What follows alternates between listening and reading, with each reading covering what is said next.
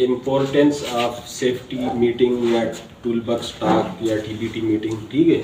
इसके हवाले से ऑलरेडी हम डिस्कस करते रहते हैं कि इसकी क्या इम्पोर्टेंस है, क्या अहमियत है। आप लोगों को फ़िलहाल तो कुछ नज़र नहीं आ रहा होगा, लेकिन एक्चुअल में इसकी बहुत बड़ी अहमियत है कि जब आप आते हो सुबह सुबह, तो सुबह सबसे आने के बाद सबसे पहले आपका जो सुपरवाइज़र होता है या साइट इंचार्ज होता है, वो आपको असाइनमेंट देता है, तो आपको साथ में इंस्ट्रक्शन भी देता है कि आपने ये काम करना है, लेकिन किस तरीके से करना है, इसमें आपको किन चीज़ों का सामना करना पड़ेगा, क्या क्या नुकसानात आपके हो सकते हैं, हज़ार्ड्स क्या होंगे। मैं सिंपल अल्फाज में इसलिए बोल रहा हूँ ताकि समझ आए। इसमें नुकसानात आपको क्या हो सकते हैं, क्या मतलब है कि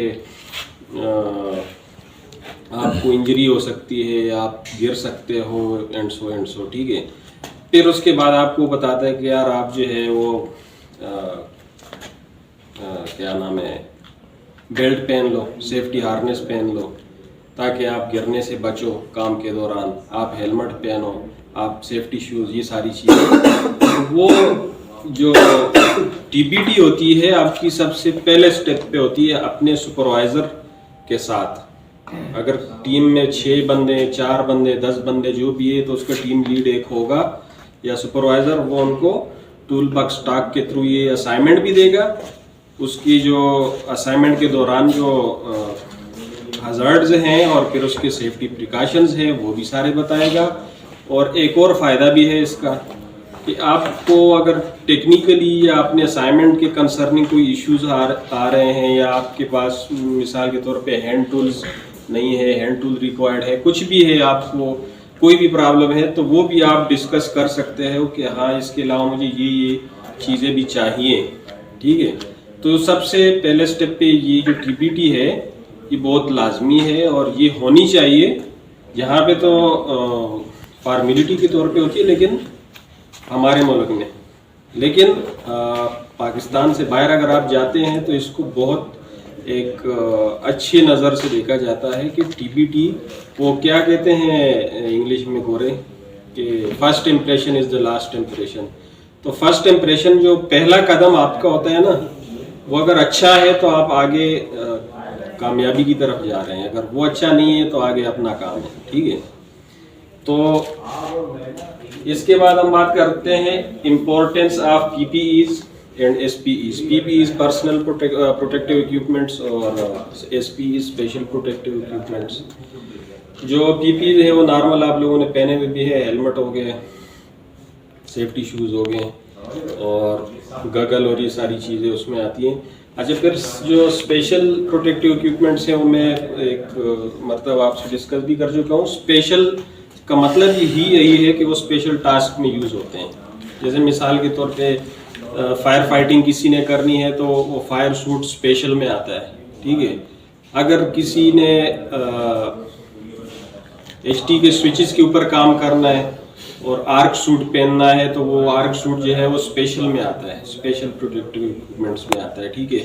जैसे नॉर्मली हम फेस मास्क वगैरह पहनते हैं, तो अगर आप ब्रीथिंग अपरेटस या रिस्पिरेटर पहनते हैं तो वो स्पेशल इक्विपमेंट्स में आता है, ठीक है। तो वो तो खैर यहाँ पे ना है और ना उनकी ज़रूरत है, लेकिन वो जो रिक्वायर्ड होते हैं जहाँ पे, तो आपको जहन में चीज़ होनी चाहिए कि मैंने ये चीज़ें पहननी है। हम किसी जगह पे डिस्कस कर चुके हैं एंड सो, ठीक है। तो जैसे फेस शील्ड है नॉर्मल, तो आप गगल पहनते हो ना, उसके लिए डिस्क ग्राइंडर चला रहे हो या कोई भी काम कर रहे हो तो आप गगल पहनते हो, सेफ्टी ग्लासेस। लेकिन जब आप लोहे की कटिंग करते हो, पट्टियाँ काटते हो, फेस शील्ड पहनते हो, एक स्पेशल में आ गया। तो उसके अलावा आप अगर ऊपर जाते हो, हाइट पे काम करते हो, फुल बॉडी हार्नेस बेल्ट आप पहनते हो तो स्पेशल में आता है। एक है सेफ्टी बेल्ट, एक है full body safety belt, full body harness belt, वो आते स्पेशल में।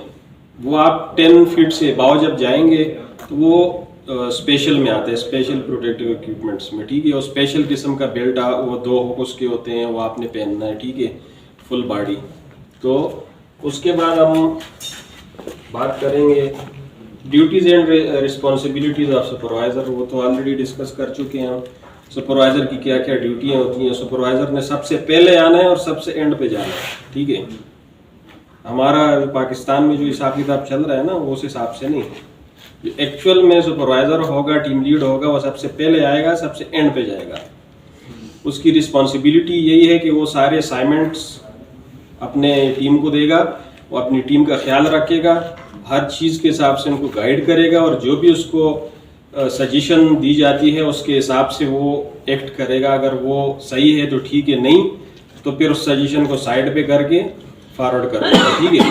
आपको कोई चीज़ रिक्वायर्ड होती है, आपको कोई फिजिकली प्रॉब्लम होता है, कुछ भी होता है, तो आप अपने सुपरवाइजर को बताएंगे और उसका काम है उस मसले को हल करना या फॉरवर्ड करके उसका सोल्यूशन ढूंढना, ठीक है। और कुछ कोई जहन में है तो बताएं। नहीं सर, बहुत है। ठीक, 20%।